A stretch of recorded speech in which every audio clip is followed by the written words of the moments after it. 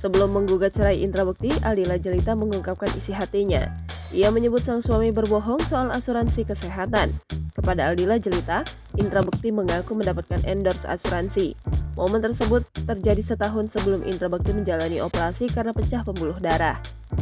Kebohongan itu terungkap saat Aldila Jelita ingin mengurus biaya administrasi perawatan Indra Bekti.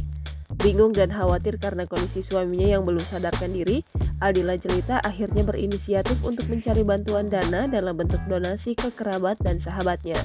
Namun, masalah itu tidak disebutkan sebagai alasan Aldila Jelita menggugat cerai Indra Bekti.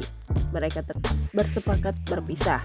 Jangan Bekti sampai berpisah. Ya intinya bukan masalah keuangan ya, lebih kepada prinsip hidup aja. Lebih kepada prinsip.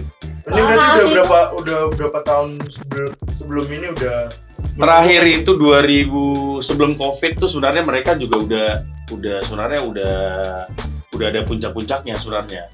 Saya tahu persis. Cuman waktu itu karena masih bisa diperbaiki, masih bisa diomongin bareng-bareng. Nah, ya sudah tidak terjadi hal itu.